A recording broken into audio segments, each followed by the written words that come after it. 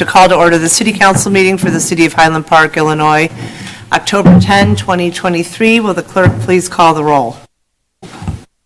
Councilmember Ross? Present. Councilmember Hubler? Present. Councilmember Tapia? Present. Councilmember Littlewer? Present. Councilmember Stone? Here. Councilmember Bloomberg? Here. Mayor Rodering? Here. We have a quorum. Before we continue, I need to establish this is actually Councilmember Bloomberg on the phone. What's the best boys camp in Wisconsin? Camp the Bagama. It's him. Okay. Let's rise for the Pledge of Allegiance, please. I pledge allegiance to the flag of the United States of America and to the republic for which it stands, one nation, under God, indivisible, with liberty and justice for all.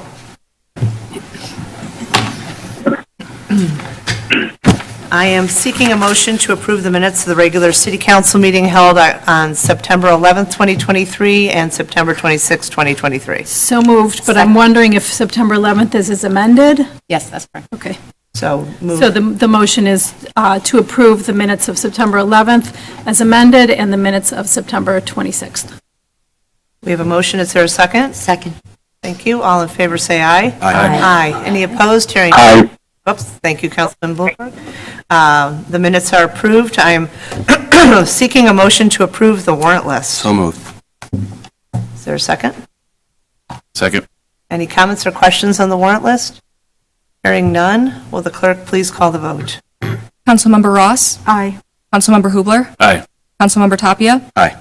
Councilmember Littlewer? Aye. Councilmember Stone? Aye. Councilmember Bloomberg? Aye. Mayor Rodering?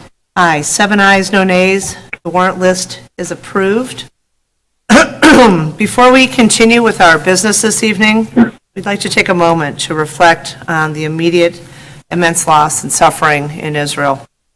We'd like to reiterate tonight the statement that the city issued on Saturday, which reads in part, the City of Highland Park unequivocally condemns the horrific attacks on Israeli civilians. Indiscriminate terrorist attacks that target civilians have one purpose: to sow fear and hatred and have no place in our global society. Although it's still early, we know that the consequences of these attacks are grievous and heinous. Reporting from multiple news organizations indicates that October 7th attacks killed more Jewish people in one single day since the Holocaust. Additionally, the U.S. State Department has confirmed that several American citizens are among the hundreds of people who were killed. Please join us in a moment of silence in memory of those who were killed, in solidarity with those who are being hostage, and in support of all who are mourning.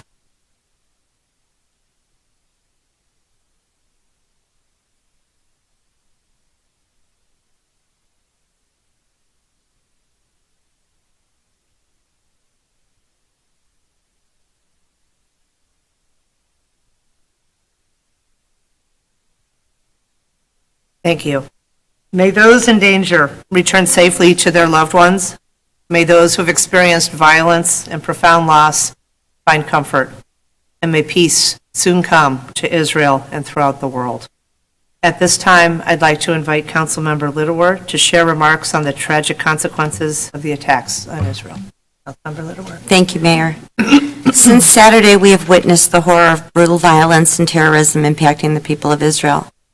These atrocities came without warning or provocation and targeted Israeli civilians on the last evening of Sukkot, a major Jewish holiday, a bitter echo of the surprise attacks 50 years ago on Yom Kippur, the holiest day of the year. For the Jewish community here in Highland Park and beyond, the violence against Israeli citizens is not a conflict in a distant country.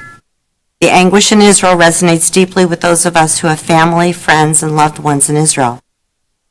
We are praying for their safety amidst a barrage of securing the nation's borders and an ongoing onslaught of rockets to its cities. To put it bluntly, this is a very existential threat to Israel's existence. For the Jewish people, Israel holds a special place in our hearts, whether through personal connections or a strong affinity for the only democratic country in the Middle East.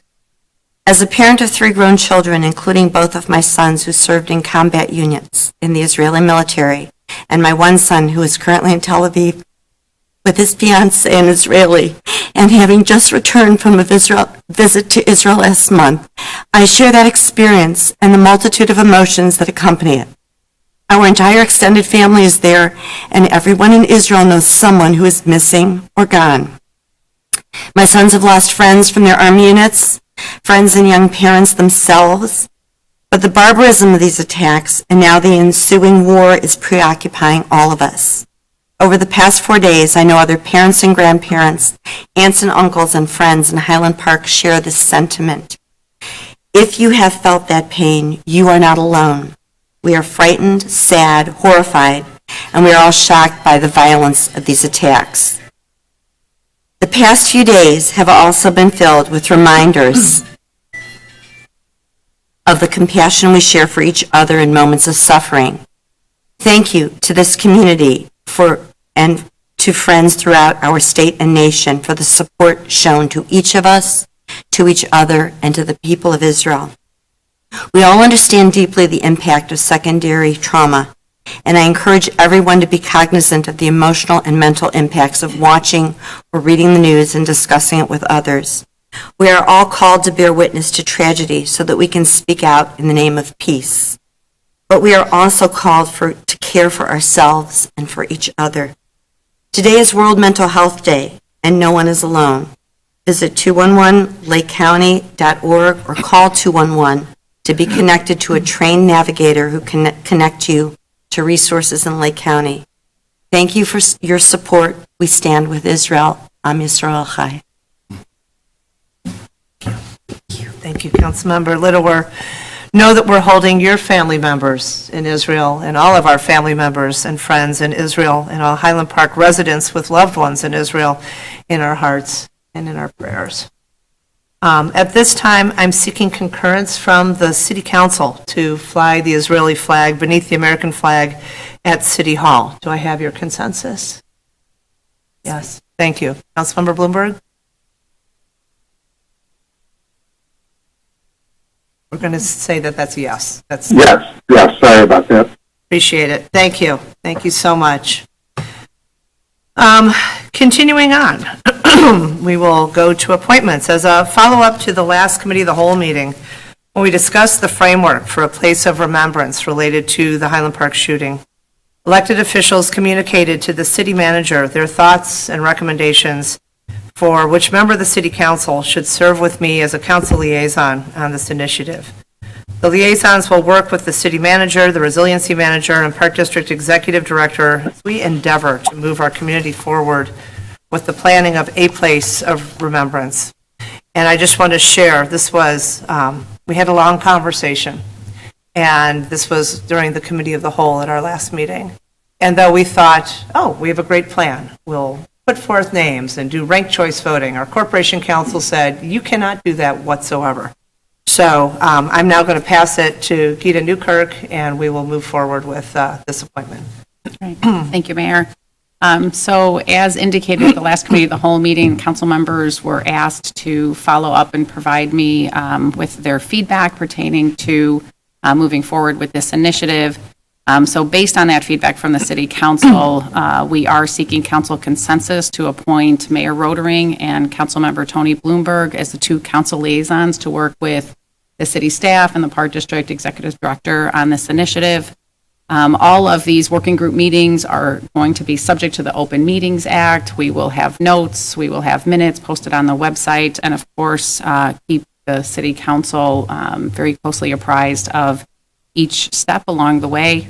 Comprehensive, inclusive public engagement will occur throughout the process, and all reports and considerations will be provided to the City Council, which will eventually, they will formally consider the plan throughout this public process. So at this time, we would be seeking consensus from the City Council. And so I just want to state that I've talked individually with every member of the council, and we have leaned into our community values of inclusion and transparent communication and extensive communication. And we have all talked about our dedication to making sure that not only is every voice is heard repeatedly in the manner that is comfortable for that individual. We recognize that there are various voices, various groups, various agendas, so to speak, as we attempt to move forward with this process of creating a place of remembrance. This is not even an official group for legal purposes. This is simply 5 individuals who are going to try to move this community forward as we endeavor to create a place of remembrance, or whatever we wish to call it.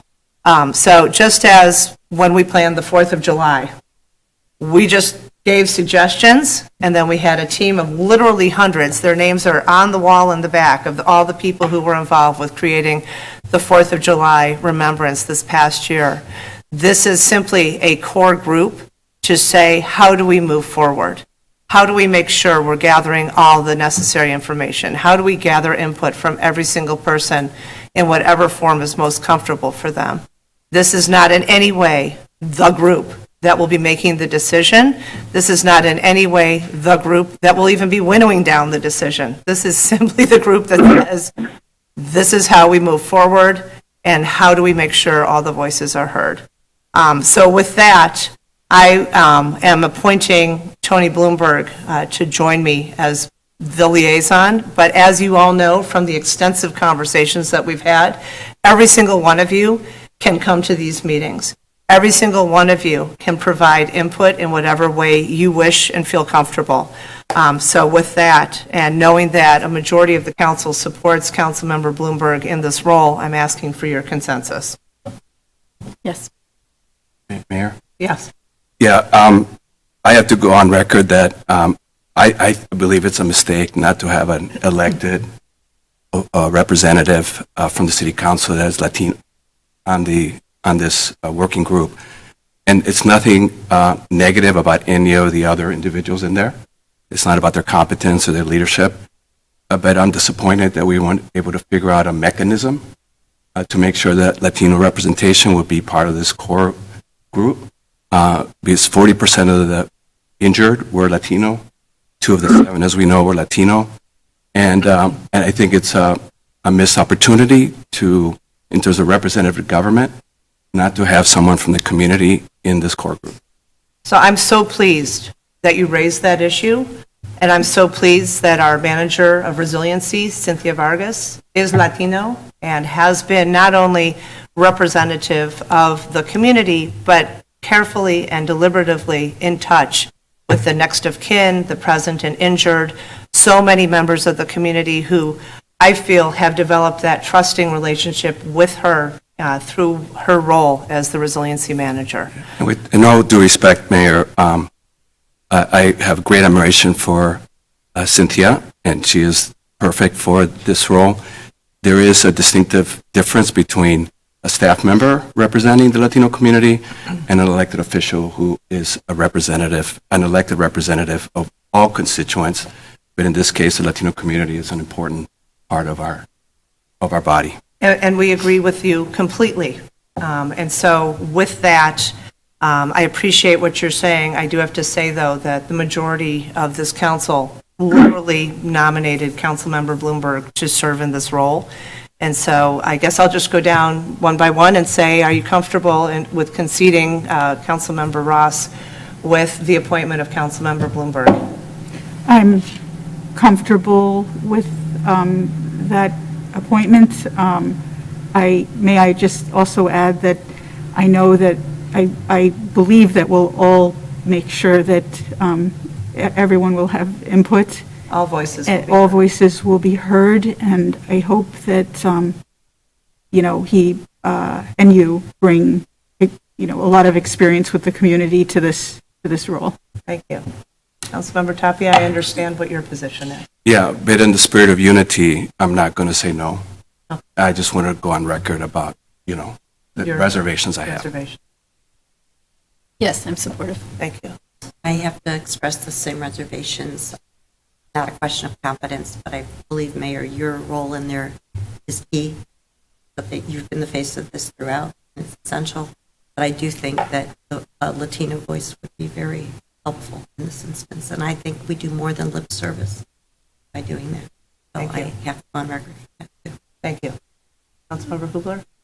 Yeah, we didn't get the opportunity to talk about this in the committee of the whole, but I want to also go on record that I believe Andres, despite everybody who is on here totally qualified, I am 100% confident in the group and that they will do a great job. I do believe that Andres, I would have voted for Andres. I did vote for Andres, and I believe that would be a better look for the city and a better representation for the city. But I do believe this group will do an excellent job, and this is a consensus, and that's what the way the group has decided. I am in agreement. Thank you. Councilmember Bloomberg, I presume you are supportive of your role. That's correct. And so with that, I ask Councilmember Tapia and all members of the Latino community who wish to be heard, please continue to engage. We are absolutely counting on your participation, your voice, as well as everybody else who has been impacted, either directly or indirectly, by the trauma that came to our community on July 4th, 2022. With that, we will move forward with our agenda. This upcoming Saturday, October 14, is Sister Cities International Day. Highland Park is so fortunate to enjoy a strong relationship with our three sister cities, Modena, Italy, Puerto Vallarta, Mexico, and Yeroham, Israel.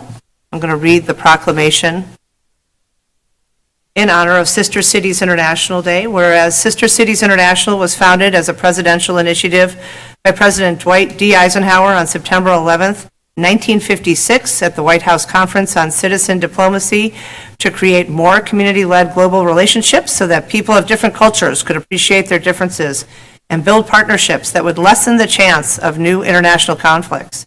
And whereas Sister Cities International Day is a fitting occasion to commemorate the impact that this organization has made in building bridges across nations, cities, and communities around the globe in order to create and sustain world peace. And whereas there is no better day to celebrate the birth of the modern Sister Cities movement than on the birthday of its founder, President Dwight D. Eisenhower, on October 14. And whereas Sister Cities International currently has members in 1,800 communities in 138 countries on 6 continents, and whereas the city of Highland Park is proud to be part of a global network with sister city partnerships in Puerto Vallarta, Mexico, Modena, Italy, and Yeroham, Israel, and whereas sister city relationships include educational, economic, cultural, municipal, and humanitarian assistance exchange programs that are mutually beneficial to each community, and whereas Sister Cities International Day is a call to action for Highland Park's residents and citizens of the world to come together to celebrate the importance of communities' continued commitment to supporting a more peaceful and prosperous future through continued people-to-people exchanges. And whereas Sister Cities International Day is an opportune time for Highland Park and cities across the world to show how powerful humanity can be when communities unite to promote peace, progress, and prosperity for a better world. Now, therefore, I, Nancy Rodering, Mayor of the City of Highland Park, and the City Council of the City of Highland Park, do hereby declare October 14, 2023, as Sister Cities International Day, and encourage all residents to learn more about Highland Park's Sister Cities Foundation. The cultural exchange that is the hallmark of a successful Sister Cities program is made possible through the dedication of the volunteers who are part of the Highland Park Sister Cities Foundation. And at this time, I'd like to invite Carol Wolf to accept the proclamation on behalf of the Sister Cities Foundation and say a few words. Thank you, Carol.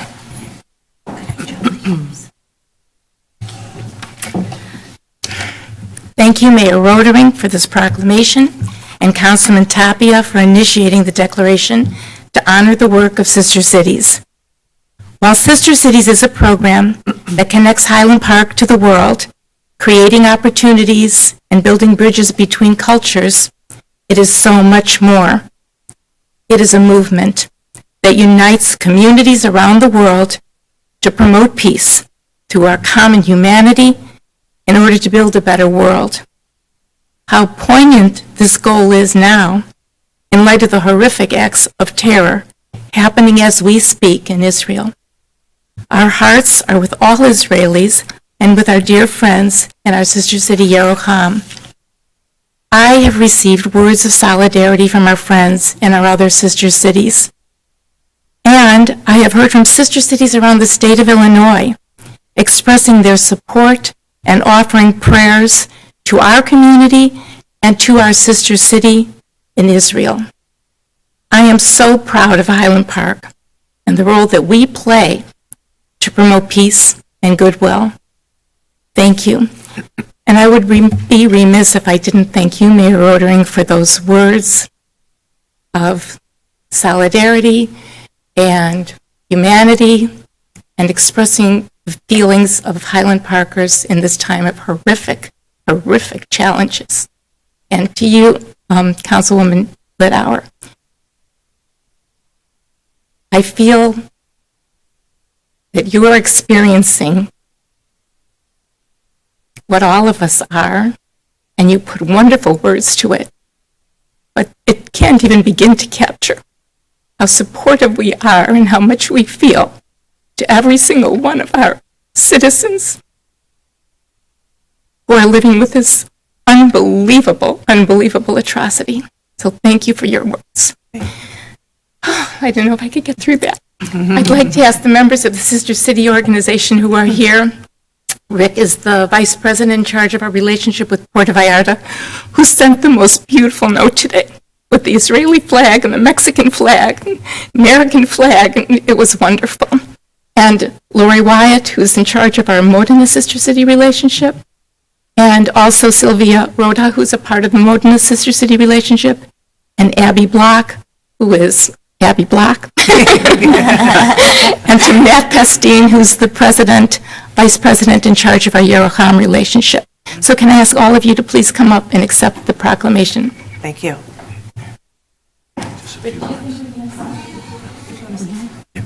Yeah.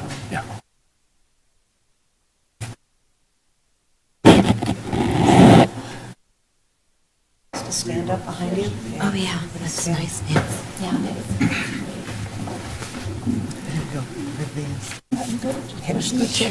That's good.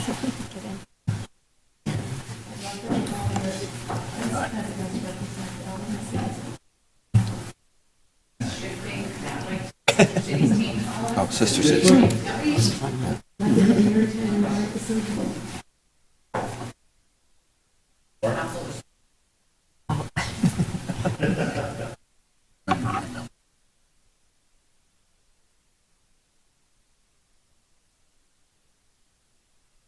Thank you all. Thank you. Thank you. Thank you. Thank you. Thank you.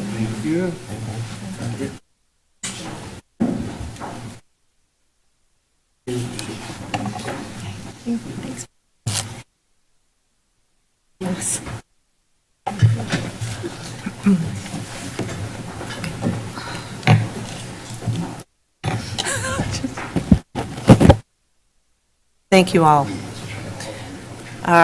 Continuing on our agenda. Just one word. Oh, I'm so sorry, Councilmember Tapia. Yeah, in spirit of this recognition, as a liaison on behalf of the City Council to Sister Cities, we are very fortunate as a city to have such an active, enthusiastic, passionate, hardworking Sister Cities. You make us proud. You are our ambassadors to the world.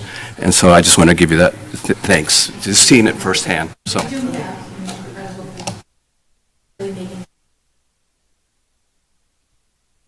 Absolutely. Thank you. Thank you for all you do. You are the most fun commission. Sorry, others, but you are. Good food, good times. Thank you. I know. They are. A lot of good They're ones. the party group. They are. Don't tell ZBA. Okay. Our next item is business from the council. Any business from the council? Being none, we will continue on with business from city staff. Great, thank you, Mayor. Just one report this evening. Included in the packet are the department budget reports for the fiscal year 2024 budget.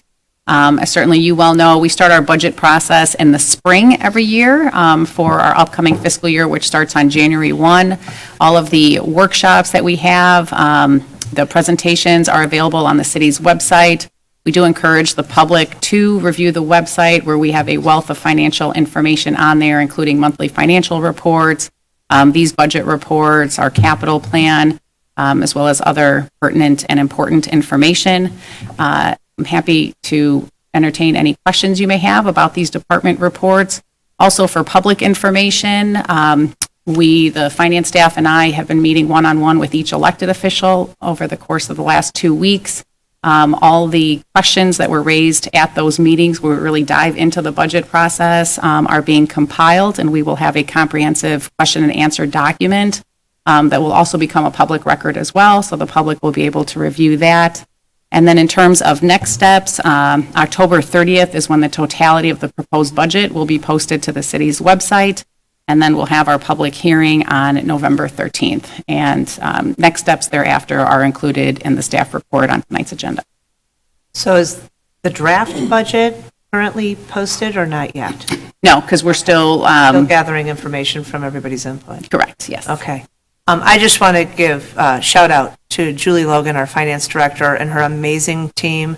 400-plus pages of scintillating reading, which is really, we've won awards, and it does an amazing job of really laying out as clearly as possible the complexity of the city operations. So glad you're back from vacation, because it was well-deserved, and we're happy to have you home, but it's really a tour de force, and we appreciate all the work that goes into putting that budget together, and the senior staff, who also are critical parts of putting it all together, and of course, our city manager, Gita. So, thank you. Okay, we will move on with our agenda. The next item is business from the public. I see one member of the public, I think, who wants to be heard, maybe two. So if you could come to the podium and share your names, or one, whoever wishes to be heard. Thank you. You do not need to share your address for things not on tonight's agenda. And also, I should tell you, you have 3 minutes. Thank you. I know, I'm aware of that. Yep. I want to thank you guys. I'm Lori DiCarlo. I'm the president of the Highland Park Chamber of Commerce. And I first want to thank you guys for recognizing everything that's going on in Israel. It's been more than horrific. And the words that you guys have spoken just resonates with all of us. So thank you so much. It's very meaningful, and we're grateful. And to have everybody's support. So I want to talk to you about what we're doing on Friday.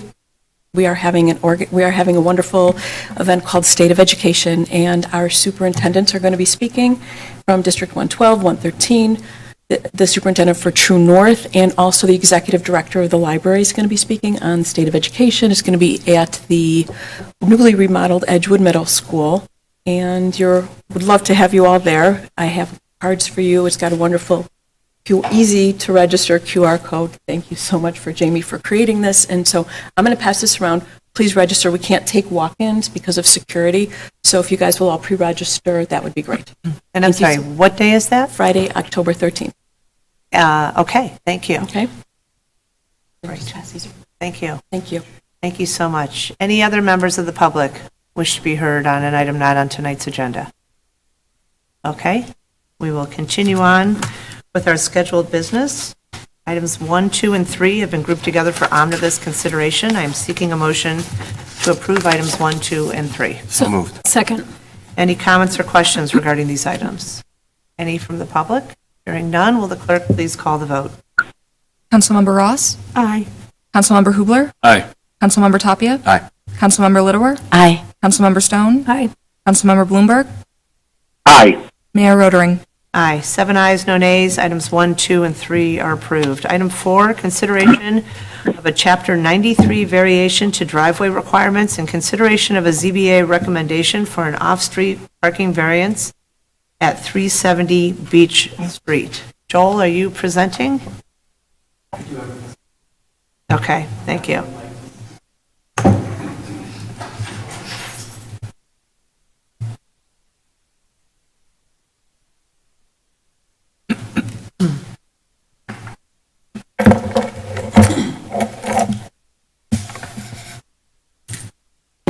Thank you, Mayor. This is a consideration of a Chapter 93 variation to driveway requirements and a consideration of a Zoning Board of Appeals recommendation related to off-street parking variation. The site location is 370 Beach, Highland Park. Staff recommends consideration of the Zoning Board of Appeals recommendation regarding the Chapter 150 variance request, and to consider the applicant's request for a variation from Chapter 93, and if appropriate, direct staff to draft documents as appropriate. Mayor, you and council may recall that the council referred the Chapter 150 or zoning text variation to the zoning board for consideration on August 21st. The board did consider it on September 7th and made a recommendation that the council not approve the proposed relief. That recommendation was unanimous. The board found that the stated hardship had been created by the applicant and therefore failed the following required standard, as shown there from Chapter 150, 1205. So the project background. The proposal is to construct a parking pad that requires relief from the driveway width maximum of 17 feet. That's a Chapter 93 code requirement. And to encroach into the 10-foot front yard setback requirement related to such parking areas, and that is the zoning requirement that was referred via Compier referral to the Zoning Board of Appeals. So just to be clear, the Chapter 93 matter was not considered by the Zoning Board of Appeals. That is a consideration here before you tonight also. The Chapter 150 consideration was. Since the Zoning Board of Appeals consideration, the applicants have submitted a revised proposal in terms of a site plan. Okay, so requested relief. There were 3 areas of relief initially required. The last area, the section 93-300, has been removed, as shown here, because of the revised plan that has been received. So that relief is no longer necessary. So you have the proposed parking pad that encroaches into the required 10-foot setback. And that required setback includes the need to have a dense landscape buffer in the zoning districts. That is the requirement for parking in that area. The zoning code variation was the Compier referral from August 21st that council sent to ZBA. And then the section 93 variance has to do with the proposed parking pad in combination with the existing driveway will cause the driveway to exceed 18 feet in width, which is the maximum at the property line. So the relief request there is 13.9 to allow a 31.9 foot wide driveway. That's changed slightly. I'll bring that up at further slides. The existing conditions of the property can better be shown here with the proposed site plan of what's being proposed. The initial plan is shown here in yellow. These are the areas in which the proposal was. You can see that green triangle. That was the relief that is now no longer needed because of the change in the plans. So the proposed revised plan includes a driveway reconfiguration there. You see the 31.9 foot driveway width that does exceed the required 18. That is before you as a Chapter 93 variation, as is the portion of the yellow that you see here between the setback and the property line. And that's the 10-foot landscape buffer area from parking to the property line. The rest of the yellow area is on the property, so it's not a question. Now, we did delineate here, or depict rather here, 3911 as the distance between the full length of the portion of that parking area. And the reason why we did that is to show that it can accommodate 2 vehicles parked there. However, 1 vehicle would be in that area that is in the 10-foot setback. So the revised request is seeking the entirety of the section 150-805B1 regarding the section's setback and landscaping requirements, and then does have a slight revision there in terms of the relief being requested from Chapter 93. So now it's 13.75 feet. That's based on the revised plan. And no longer requires the other variation, that green triangle that was in the right-of-way. Aerial photo of the property from 2023. See that area there is wood chip or dirt area. That's the part of the area in question. The line there is the property line, that white line. And so Here's another photo from street view, seeing the property on the left. You can see there, vehicle parked, and then on the right, you can see that there's landscape vegetation. That vegetation is within the right-of-way. Okay, so some areas of our city have substantial right-of-way vegetated areas or parkways. This is one of them. We did have some staff comments, notably that the improvements do not require a certificate of appropriateness from the Historic Preservation Commission. It is a historic landmark property, but that is the structure, not the entirety of the property. Forestry had no objections. Normal building permit process will address any trees or that are to be affected. Engineering had a couple of recommendations, generally supportive in terms of did not have issues with the blue chip pathway, and did make mention that and this is a comment based on the initial plans, that the special license agreements that we have for use of right-of-way don't pertain to the kind of use that was being requested. So that is now no longer requested as an irrelevant comment. And then the engineering division did request that a temporary easement from this property owner for the bridge project be provided, and then also asked for the engineer's CAD files and related contact information to contact the engineer responsible for the plan. Public comment was received and included in the packet in opposition to this request. And again, staff recommends the council consider the zoning board of appeals recommendation, and also consider the chapter 93 request and direct staff accordingly and as appropriate. So I thought the chapter 93 request was no longer being requested. One of the two. Gotcha, okay. And then in terms of recommending the request, you're basically recommending the denial that was provided by the ZBA. The ZBA, in terms of the zoning aspect of this, they did recommend that the council not approve or deny that request. Yes, they I did just not wanted to hear clarify so people knew exactly what they were doing. Correct. Because usually when you're recommending something, it's to do something, and this is you're recommending not to do something, as I understand it. Correct, that's what the ZBA recommended, not to Okay. that relief. So I am curious to know if we have questions from the council for you, and then I'd like to have the applicants come forward if they have something they would like to say, and then if any members of the public have anything they'd like to say. But first, I want the council to be able to ask you questions. Councilmember Hubler. In a circle drive situation, 2 drives would be allowed to, I guess, the width would be allowed to be this wide, correct? Where you can have 2 entrances into the same property. This would be similar to that, except this isn't a true circle drive. Would that be correct? You'd have to have, yeah, there's a separation requirement between the entries, but the mouth of the entry couldn't be more than 18 feet. Right. Each entry, I believe each entry. Altogether, they could have 36 feet of entry point in a circle drive. I'd have to check that, but I believe that's correct. Limit, yes. it's just they're missing the separation of the 2, essentially. They are. That's because correct. of the layout of the property. Okay, that was my question. Great, thank you. Councilmember Stone? Thanks. I'm curious why this didn't go back to the ZBA.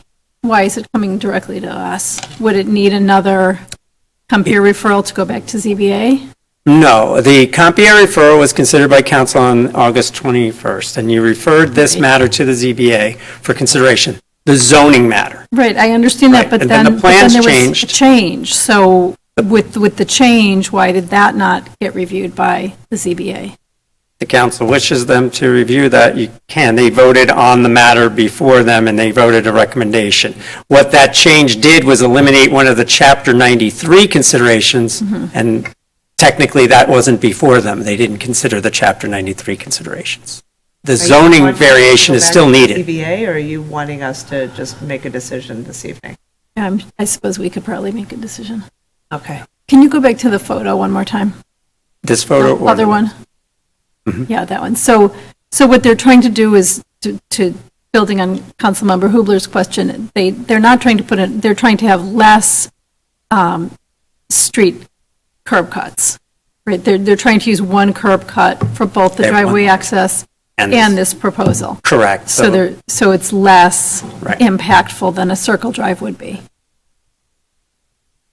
Okay, thank you. You have two curb cuts with a circle drive, right? And then they would come out through the landscaping that's existing in the right-of-way there. But they're Yeah. asking not to have any additional landscape buffer? Correct. They're asking for relief from that. The landscaping is required to be on their property or the property owner's property, so that 10-foot area there depicted by the blue line and then the red line and the dashed line there, that's their property. And so that's where that landscaping is supposed to be. As a practical matter, there is a lot of landscaping in the parkway, but that is in the right-of-way, and so that is not, doesn't count, if you will. So can you go back to the photo so we can see what you're talking about? Thank you. You can see that on the All right. of the stuff on the right is, The right is irrelevant. if we start enforcing landscaping on the right-of-way, we're going to get nothing done in the city. I mean, give me a break, so, okay. Thank you. Councilmember Tapia. Yeah, I'm just curious to know, what would the impact be on the applicant's, ability to, do day-to-day parking and getting in and out if this were to be declined? So I would so we'll let defer to them the answer applicant when on that. we come up. Yeah. Thank you for raising that point. Anything else for staff? I have a question. No, I know you do, but Councilmember Tapia, do you have anything for staff? No, okay. sorry. Councilmember Littler?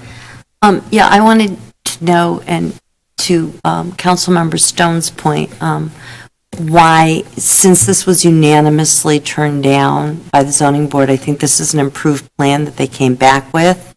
But the thing that seems to me to be a bit of a problem is still that there's no requirement of, but I don't see any effort being made in terms of a landscape plan that really kind of adheres to the gestalt, if you will, of what we look to in terms of, making sure that there's a buffer from the other neighbors who now, okay, they won't have wood chips, they're going to have a slab there. And I think I would like to have seen something to that effect. And frankly, the letter from the other neighbors seemed to request that, this would be a much better plan and it was more acceptable if there was that type of landscape buffer.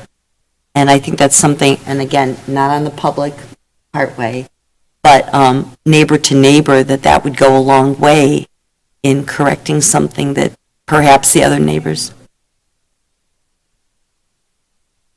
Well, and I think, So if And that we would- could just finish, and then I'd love to hear from you. Yeah. Thank you. and I would like to hear about that because frankly, that I would rather see the plans before this is approved by us. And that's why maybe it is better to go back to the zoning board so that they see the plans. And if that then is better for the neighborhood, I'd be much more comfortable with that than after the fact.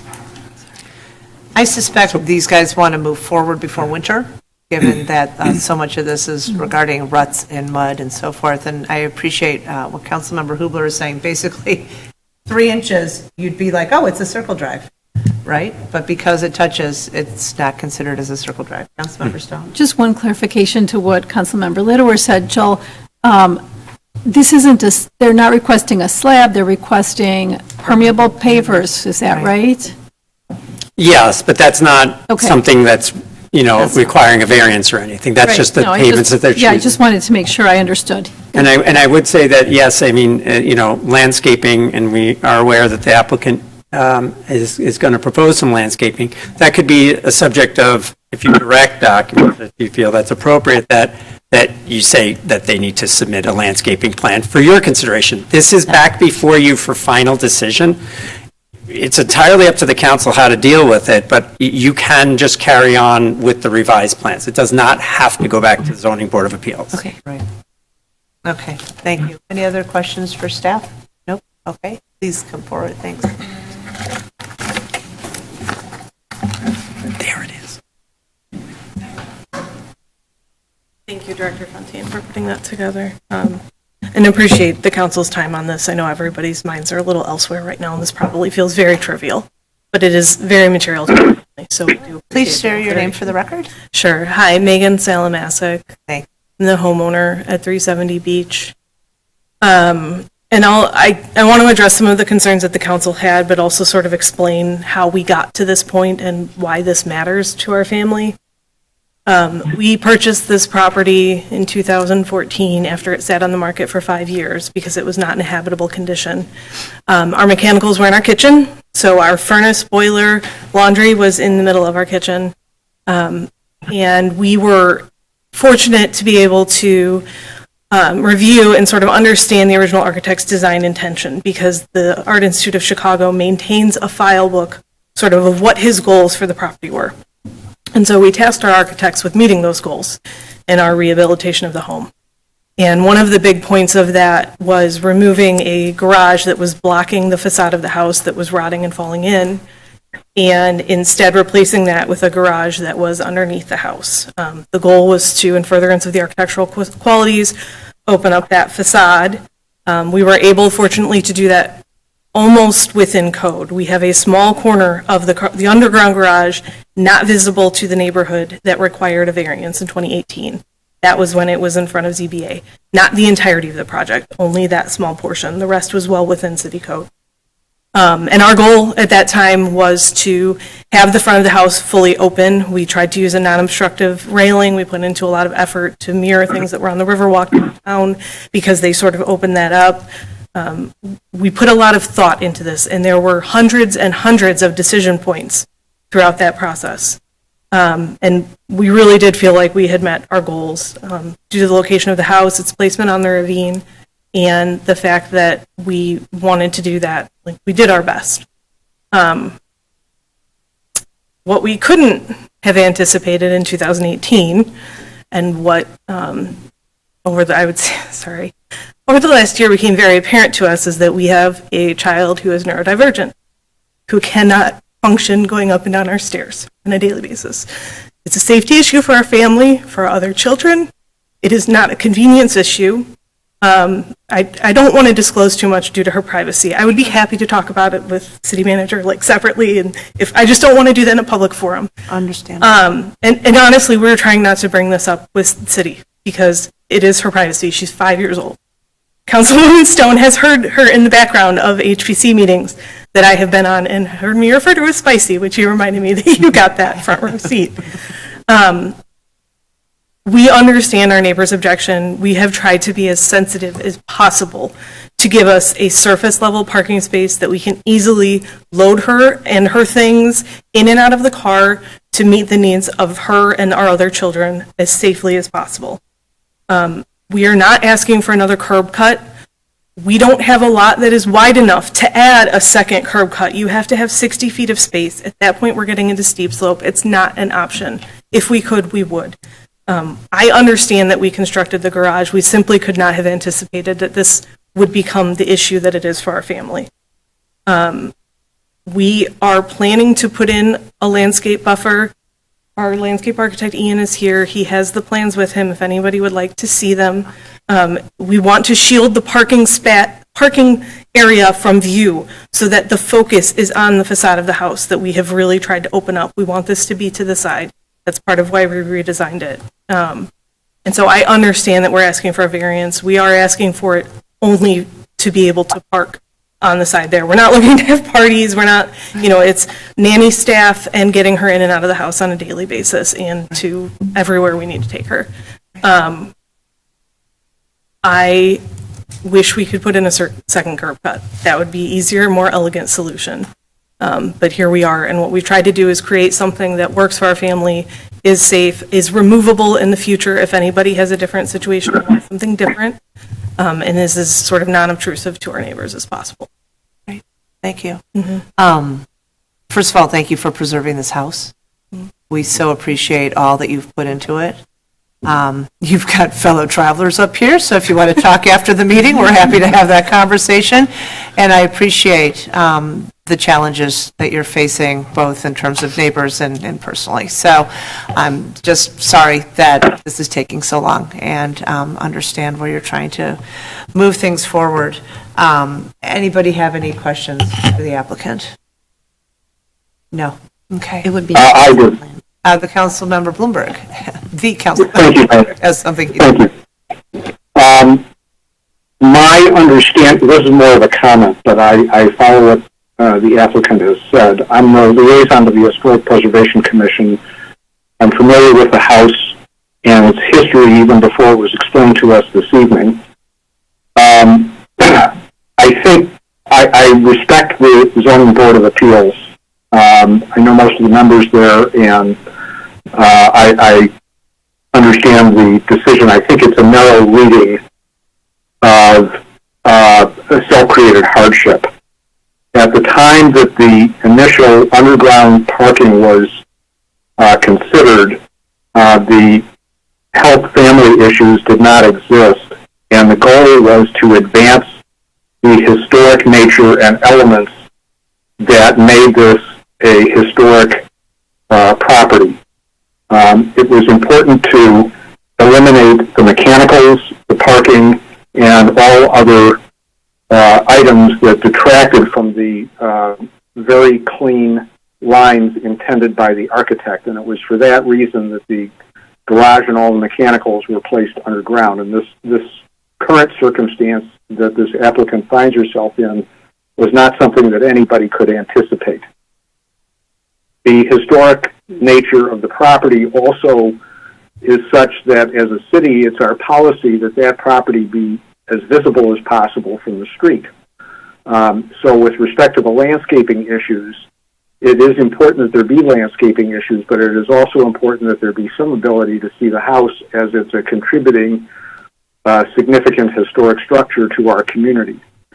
So all things being equal, I'm comfortable with this. I realize that some of the neighbors are not.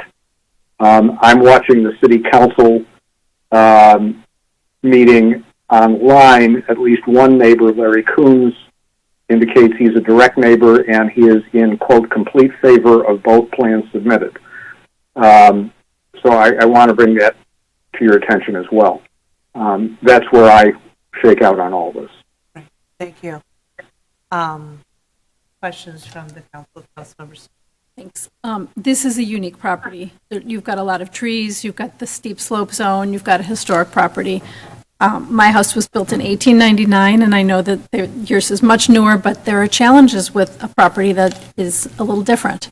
I agree with Councilmember Bloomberg that this is not a hardship you created. It's a separate situation from the garage that you built.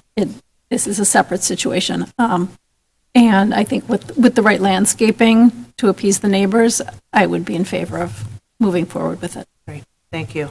Councilmember Hubler, then Councilmember Tapia.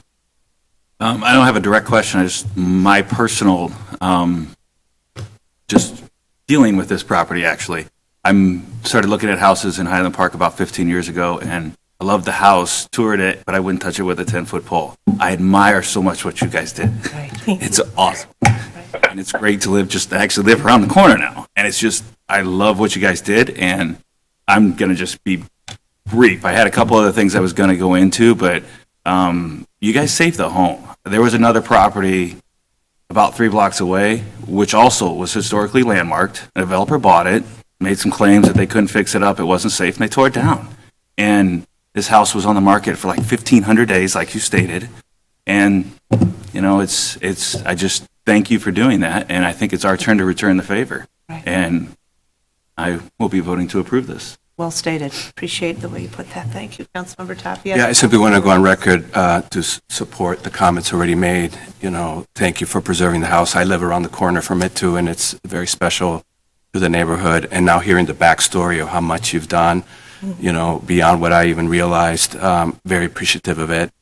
And, you know, it wasn't a hardship you created that you could have anticipated. And I also saw the letter from a neighbor that was concerned, but once they heard that you would be willing to do some landscaping changes, the neighbor sort of say, well, if they do that, then my objections will, I don't know if they said they will go away, but they would diminish significantly. So that counts for a lot. So I will be voting in favor of supporting the request. Thank you. Councilmember Ross. Thank you, Mayor. And I want to, first of all, echo what everybody else has said. I really appreciate the investment you made and commitment to, you know, really preserving this house and the view of it.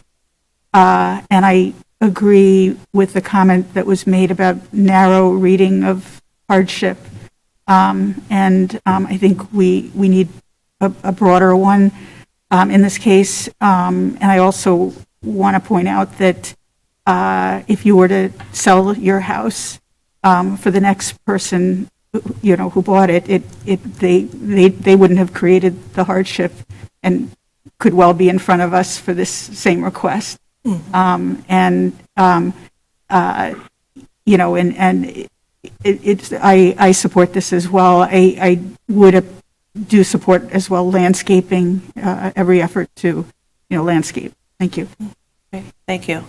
Any members of the public wishing to comment? Yep.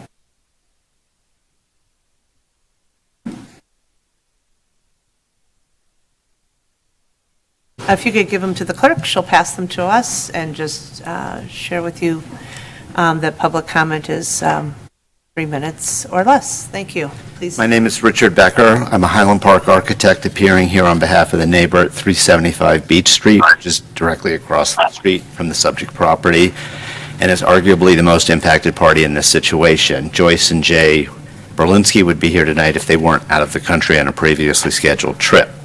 It appears from reading the paperwork for tonight's discussion that the City Council is considering waiving the landscape buffer normally required for parking for this project.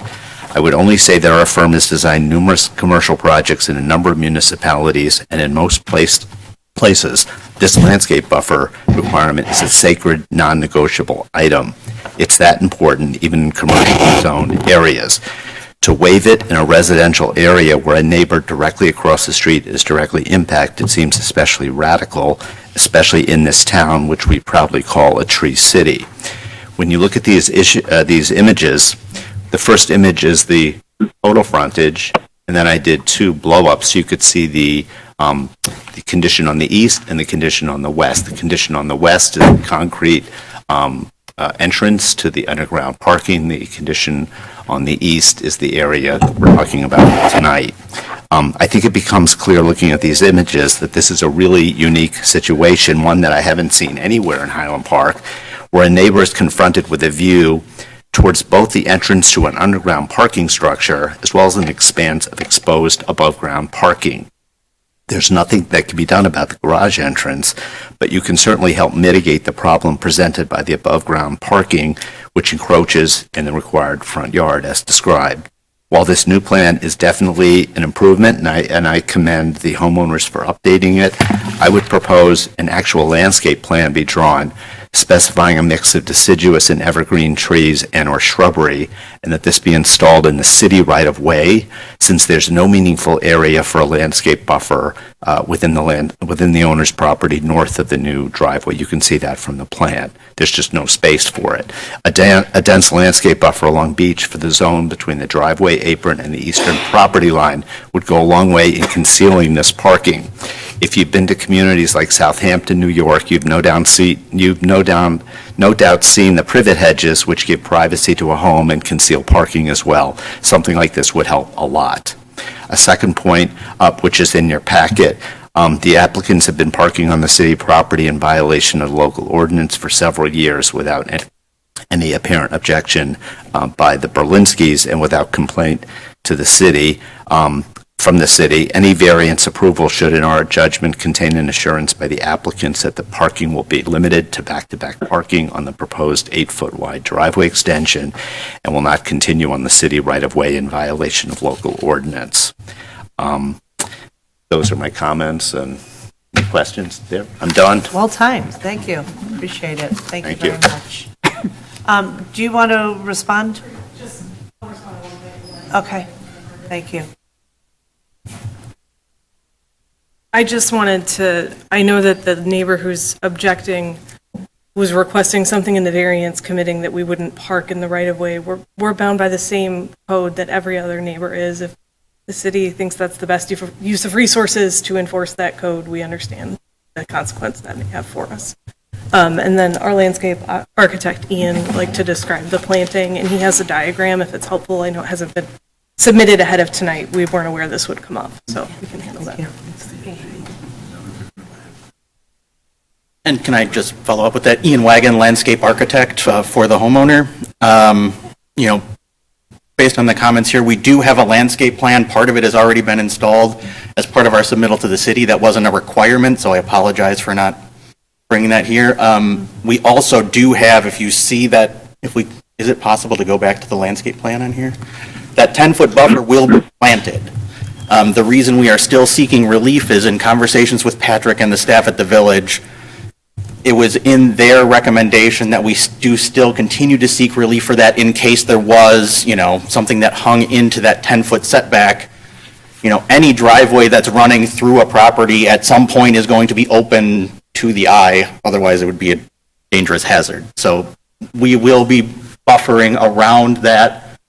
If you can see that G where the line is running through, that is actually the client's gas meter, and we will also be screening that with a wooden screen and then planting around it. So there will be substantial landscape buffering, and if you look at that street view again, with the mixed deciduous and mixed evergreen plantings along the edge, I don't know how much more dense it could get without impacting those trees' health and also the health of the oaks. So we are committed to planting significantly more plant material in here, along with a potential meadow in between the lawn area and the new parking area, which will be a pollinator meadow for the homeowner. So that those plans do exist. If anyone would like to see them, I can forward you a copy.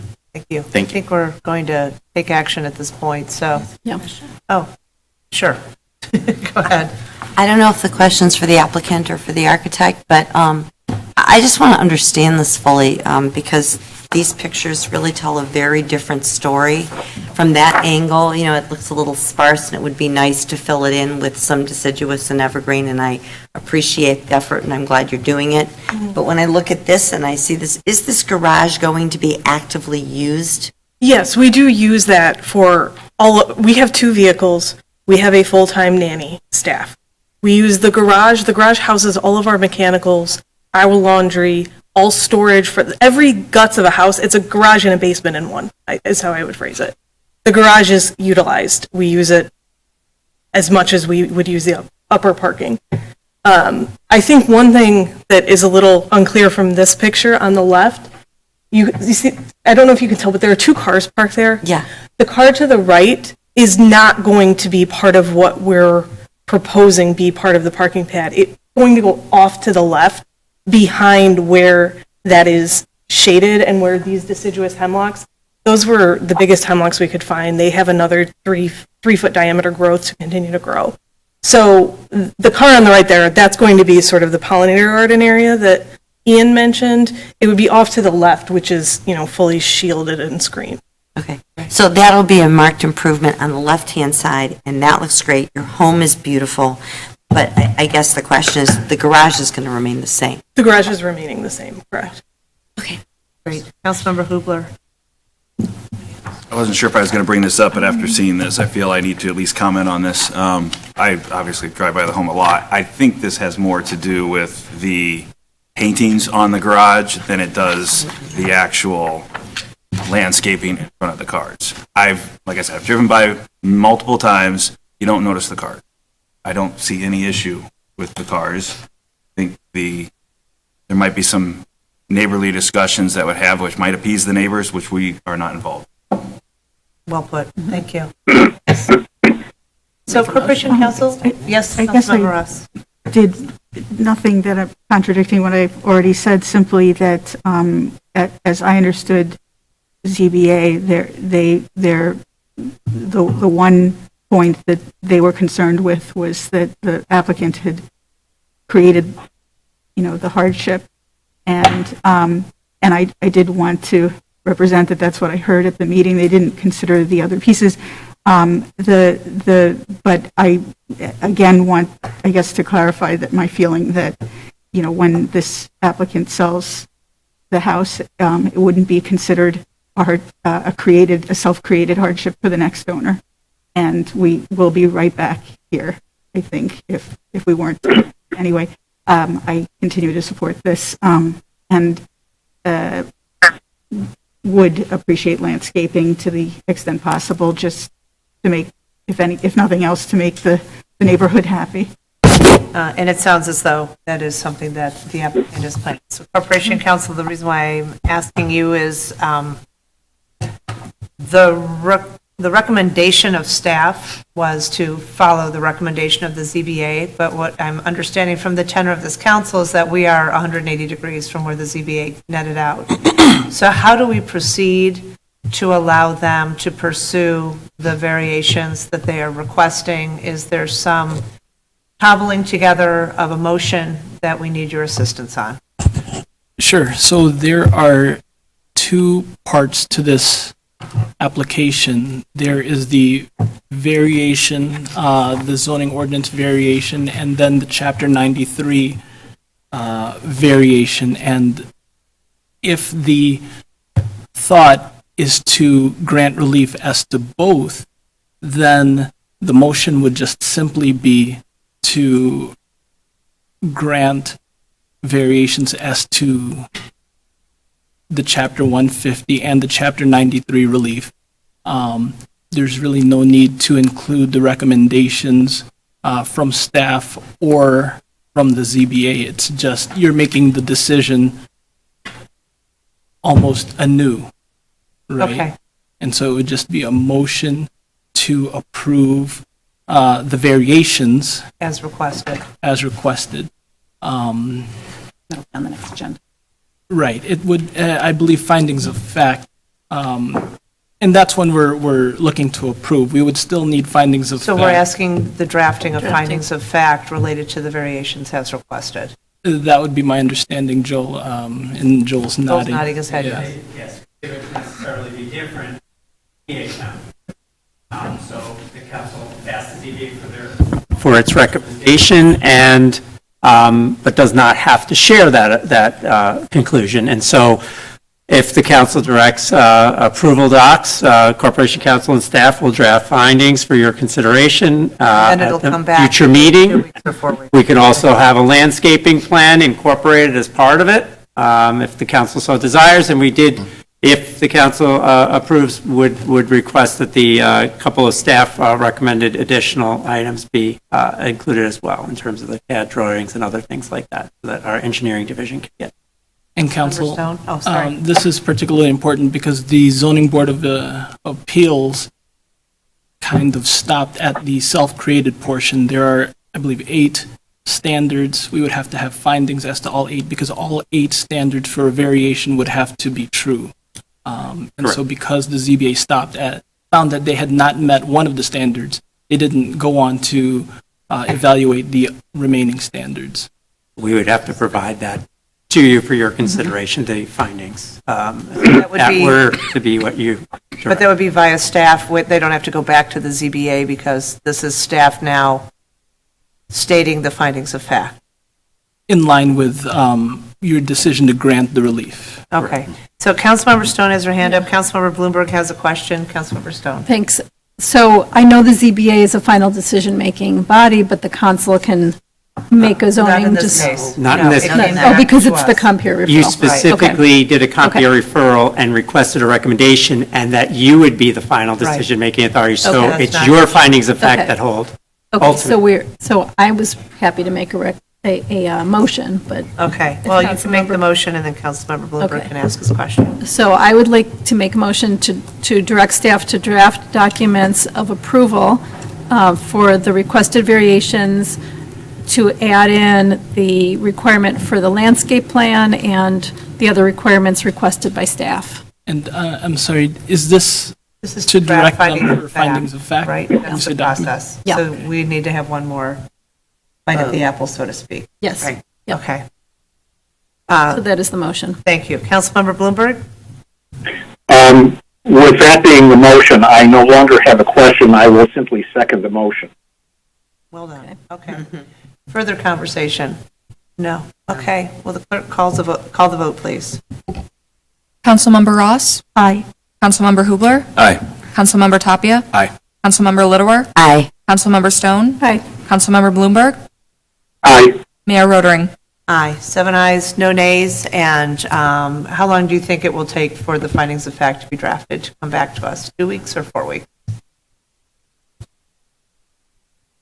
Madam Mayor, we'll attempt to get them back in 2 weeks, but it can go 4 weeks. This isn't a public hearing, is that correct, Corporation Counsel, at this point?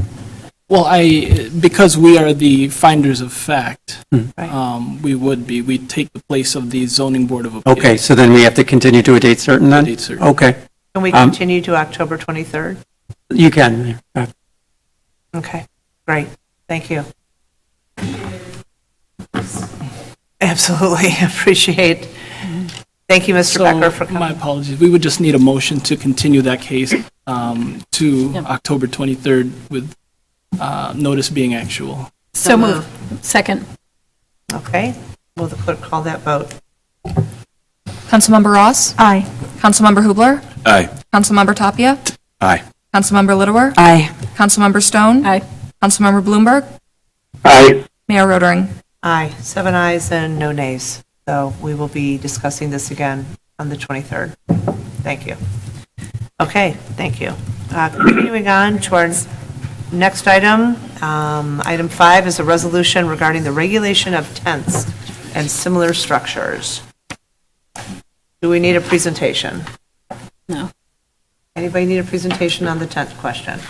On the tent? No, but I have comments on it. That's okay, but if we don't need a presentation, we can just open it to comments, starting with Councilmember Littlewer. Okay, so I would really like to have this directed back so that we could go over what we would, about tents, I believe that the 180-day period is too long, and I don't think we define a temporary period. I would like to send this back to PDC so that they could draft something up and look at it. I think 60 to 90 days is reasonable. I could see a 1 year, 1 permit, and 1 extension within that 60 or 90 days to another 60 or 90 days, depending what they find. But I think we need some clearer definition because this has been up for a very long time, and in order for us to have enforcement and in order for us to define it better to neighbors so they understand what is temporary, what is accessory, and what is a permanent structure, I'd like to send this to PDC with that direction. Okay, and so one question I have for you is if you do 90 days, they take it down for a day, and then it's back up for 90 days, you're at 180 days essentially again. That's why I think it should be 60 and 60. Okay, and Yeah. so, And that would And be you said it. 1 permit a year, you said. And 1 but 1 renewal of the 1 one permit. renewal. Yeah. So So- 60 and 60 would be the maximum. And actually, I Okay. think that, considering that renewal, I think you're right, that's 100 max, and that would be the end of it, instead of it being for the last 3 or 4 years, I believe, since COVID, in this Right. particular it's been several situation. years. Okay, duly noted, thank you. Councilmember Stone and then Councilmember Bloomberg. I agree with most of what Councilmember Littlewer just said, but I think 60 to 90 days is a long time. That's a 2 to 3 month tent. That's not so temporary. I can't imagine why a tent would need to be up more than a month. So I'd prefer to see it be maybe 30 days. The only reason, and I'm sorry Yeah. if you want to finish, Okay. but the only reason I would say is, first of all, if it's a large structure, and sometimes this tent could be put up for religious purposes, and the longest holidays are 10 days. So if it takes you 10 days to put it up, 10 days to have it up, and then 10 days to take it down, you're up to your 30, I would see no reason for an extension, but I don't think I'd go less than 30. But that duly noted, and Yeah, I have no 30 problem seems- with that. 30 seems reasonable, and given what you're saying, yeah. With 1 Even more extension. so, yeah. Okay, And actually, hang on, Councilmember Bloomberg and then Councilmember Tapia. Thank you. I concur with Councilmember Stone. I understand what Councilmember Littlewer is getting at, but I would like the commission to consider as short a period as 30 days with 1 renewal. Great, thank you. Councilmember Tapia. Well, just said another reason for the tent on maybe 30 days with an extension would be construction. I mean, we know what construction is like, and being locked into just 30 days, it would be kind of tough. So maybe the extension addresses that situation, but I want us to take that into account as well. And you could possibly also have an exemption for construction projects versus just temporary structure use and non-construction. Okay, Councilmember Hubler? Yeah, two comments. The first would be for construction. I mean, I would assume, could we phrase this in such a way that if you had permits to do construction and you needed a temporary tent for whatever reason, storage of stuff, then that rule would not apply? Yeah. So that would be the first thing. The second thing is just a procedural question. If we have another situation like COVID, do we have the ability for emergency declaration to allow it for longer, or how would that work? We can always come back and talk about it, absolutely. Yeah. Okay, I just hope it's something we could do quickly and not rewrite the code to be able to deal with, something Yeah. we've obviously had to deal with, which is probably where this tent came from in the first Right, place. So it is. I would hope we could put something in there to be able to quickly allow that to change. I think we can do that, Mayor. Yeah, we amend things all the time. So, anybody else? Councilmember Ross, anything? I'm comfortable with what is proposed, yeah. Okay, What so, sort of motion do we need? right, back to you, Corporation Counsel. Yeah. So, if we'd like to refer this to the PDC, for a date uncertain, but for them to consider it on their upcoming agenda at some point and to report back to us. So we do have in the packet a resolution directing this to the Plan and Design Commission. It would be a motion to approve the resolution directing the Plan and Design Commission to hold a public meeting in line with these comments. Great. So Okay. moved. Second. Any further comments or questions? Will the clerk please call the vote? Councilmember Ross? Aye. Councilmember Hubler? Aye. Councilmember Tapia? Aye. Councilmember Littlewer? Aye. Councilmember Stone? Aye. Councilmember Bloomberg? Aye. Mayor Rotering? Aye, 7 ayes, no nays, and we will wait to hear back from the PDC on their recommendation. With that, I'm seeking a motion to adjourn this meeting. So moved. Second. All those in favor say aye. Aye. Aye. Thank you all. Aye.